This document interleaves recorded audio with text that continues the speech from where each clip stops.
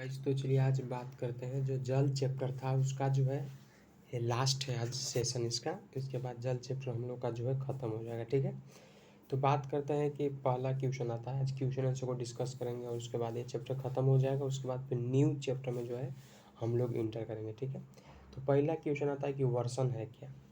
ठीक है, तो वर्सन है क्या उसके बारे में जानते हैं। हो सकता है कि जो शुरू बार देख रहे हैं उनको भी समझ में आएगा, आपको टेंशन नहीं लेना है। ठीक है, तो वर्सन यानी जो आपका, इसको जूम कर लेते हैं।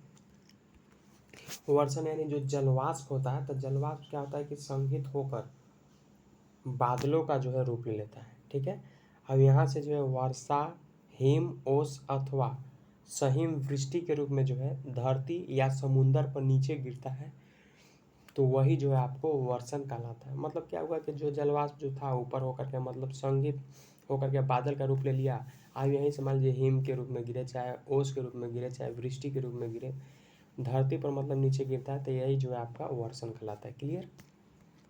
अगला पॉइंट डिस्कस करते हैं। अगला है कि जल चक्र। जल चक्र क्या है, तो जल चक्र के जिस प्रक्रम में जल लगातार अपने फलस्वरूपों को बदलता है, मतलब कभी स्टेप से था तो कभी अलग चेंज हुआ, मतलब चेंज जो होता है वही जो आपका क्या कहलाता है, जल चक्र कहलाता है। ठीक है, जैसे अगर बात किया जाए तो वायुमंडल, जैसे आपका महासागर है, तो महासागर वायुमंडल एवं धरती के बीच जो चक्कर लगाता है उसको जल चक्र कहते हैं। जैसे मान लीजिए नॉर्मल पानी था।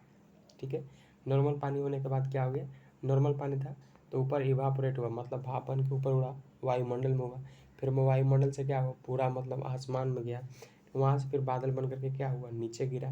तो ये जो प्रोसेस जो लगा रहता है वही जो आपको जल चक्र कहलाता है। क्लियर। अगला पॉइंट डिस्कस करते हैं कि लहरों की ऊंचाइयों को प्रभावित करने वाले कारक कौन कौन से। जो लहर होता है उसको मतलब उसका जो ऊंचाई है उसको प्रभावित करने वाले कारक कौन कौन है। तो पहला हो गया जल की मात्रा, दूसरा हो गया वायु की गति, तीसरा हो गया सूर्य एवं चंद्रमा की आकर्षण जो शक्ति होता है। ये तीनों जो पॉइंट आपको क्या करता है, ये जो है लहरों की ऊंचाइयों को जो है प्रभावित करने वाले कारक है। क्लियर। अगला पॉइंट बात करते हैं कि महासागरीय जो जल है, जल की गति को प्रभावित कौन करता है, उसके कारक कौन कौन है।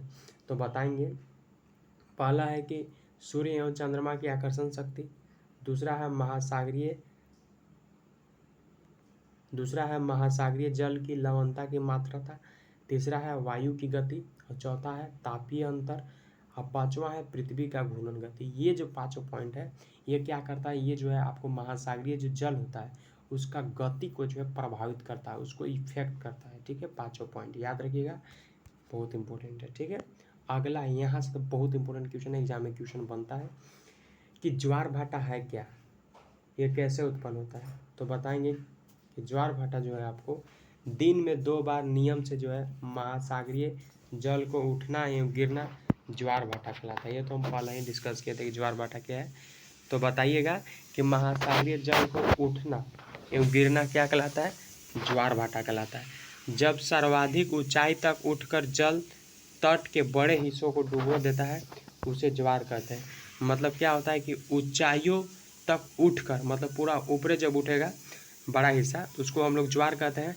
और जब जल अपने नीचे मतलब न्यूनतम स्तर तक आ जाता है, तट को पीछे चला जाता है, तो उसे हम लोग घाटा कहते हैं। मतलब जो ज़्यादा ऊपर में उठेगा उसको ज्वार कहेंगे, और जो नीचे मतलब आएगा उसको क्या कहेंगे, उसको भाटा कहेंगे। ठीक है, सूर्य एवं चंद्रमा की गुरुत्वाकर्षण शक्ति के कारण जो है ज्वार भाटा उत्पन्न होता है। एक नंबर में अगर क्वेश्चन दे दिया कि जो आपका ज्वार भाटा होता है किसके चलते, तो बताएंगे कि गुरुत्वाकर्षण सूर्य एवं चंद्रमा के गुरुत्वाकर्षण शक्ति के कारण जो है ज्वार भाटा उत्पन्न होता है। ठीक है, अब अगला है महासागरीय धाराएं। महासागरीय धाराएं क्या होता है उसके बारे में जानते हैं।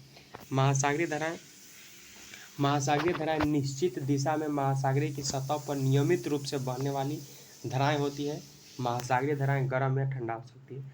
महासागरीय धाराएं जो है आपका निश्चित दिशा में, मतलब देखो जो फिक्स दिशा होता है उधर बहता है, नियमित रूप से बहने वाली जो धाराएं होता है, जो लहर होता है, उसी को जो है महासागरीय धाराएं कहते हैं। ठीक है, अगला है कारण बताइए। कारण बताइए वाला में देख लेते हैं। कह रहा है पहला कि समुद्री जल जो है नमकीन क्यों होता है। बहुत इंपॉर्टेंट क्वेश्चन है, समुद्री जल नमकीन क्यों होता है उसका कारण। पहला पॉइंट कि महासागरों में जो अधिकांश नमक सोडियम क्लोराइड या खाने का उपयोग किए जाने वाला नमक होता है, मतलब इसके चलते जो नमकीन टाइप से होता है। दूसरा कि समुद्र के जल जो है लवणता की मात्रा अधिक होती है, मतलब जो नमक का जो मात्रा है वही बात है, मात्रा ज़्यादा होने के कारण। ठीक है, अगला पॉइंट कि समुद्र में जो है जल का जो है नियमित रूप से भारी मात्रा में वाष्पीकरण होता है, मतलब ज़्यादा मात्रा में जो है वाष्पीकरण होता है, मतलब गर्म, मतलब यहाँ से पानी गर्म होकर के क्या हुआ, ऊपर गया। ठीक है, उसी को बोलते हैं वाष्पीकरण।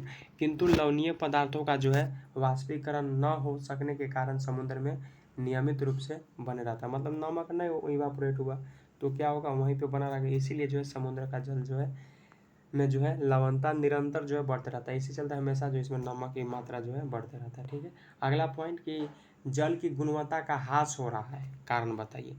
तो कारण बता देते हैं, जल की गुणवत्ता का ह्रास हो रहा है। तो पहला पॉइंट है कि मनुष्य की क्रियाकलापों में से जो है काफ़ी मात्रा में जो है जल प्रदूषित हो रहा है, जो हम लोग का जो है क्रियाकलाप उससे जो है ज़्यादा मात्रा में जो है वाटर जो है पानी जो है वो क्या हो रहा है, प्रदूषित हो रहा है, पोल्यूट हो रहा है। ठीक है, उद्योगों से जो निकलने वाले जो फैक्ट्री सब होता है वहाँ से क्या होता है कि जो निकलने वाले जो रसायन युक्त जो जल है जलाशयों में मिलने के कारण जो है जल की गुणवत्ता को जो ह्रास हो रहा है। क्या होता है कि फैक्ट्री से जो मतलब कुछ भी निकला, ठीक है, और निकलने के बाद डायरेक्ट मतलब पानी में ही डाल देता है, तो इससे भी जो है हमारा वाटर जो है पोल्यूट हो रहा है, मतलब प्रदूषित हो रहा है। ठीक है, अगला पॉइंट कि घर से निकलने वाले प्रदूषित जल, मतलब घर से जो मतलब जो गंदा पानी है उससे जो निकलने वाले जो जल है वो क्या करता है कि विभिन्न जलाशयों में जो है मिलने से भी जो है जल की गुणवत्ता से ह्रास हो रहा है। मान लो हमारे घर से अगर कुछ गंदा पानी निकला तो उसको कहीं और पानी में डाल दिए तो इससे भी जो है हमारा प्रदूषण हो रहा है पानी। ठीक है, अगला है, बस ज़्यादा नहीं, 5 मिनट 2 मिनट और लगेगा उसके बाद ख़त्म हो जाएगा। ठीक है,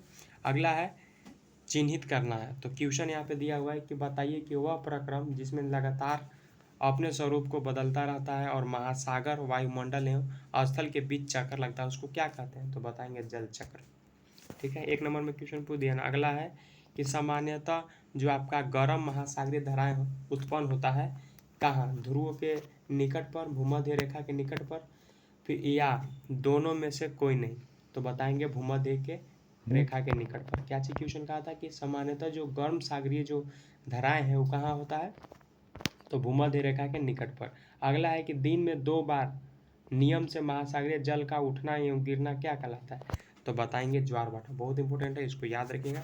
अगला क्वेश्चन है, लास्ट क्वेश्चन है ये, निम्नलिखित स्तंभों को मिलाना है, जोड़ा कीजिए। ठीक है, ये देख लीजिए, उसके बाद मैं आपको डायरेक्ट यहाँ पे दिखाता हूँ, इसको स्क्रीनशॉट ले लीजिए। ठीक है, जैसे कैस्पियन सागर हो गया, विशालतम झील, ज्वार भाटा हो गया, जल में जो है आवधिक चढ़ाव एवं उतराव, सुनामी हो गया, तीव्र भूकंपीय तरंग। अगला है महासागरीय धारा, ये क्या होता है, तो निश्चित मार्ग में प्रवाहित होने वाली जल धाराएं होती है। ठीक है, तो फाइनली जो हम लोग खत्म कर दें, अब आपको टेंशन नहीं लेना है, जो जल चैप्टर था उसको मैं डिस्कस कर लिया। अगर चैनल पर नए हो तो चैनल को सब्सक्राइब कर लीजिएगा, नेक्स्ट वीडियो जल्द ही आएगा, आपको टेंशन नहीं लेना है। ठीक है, चलिए, थैंक यू सो मच।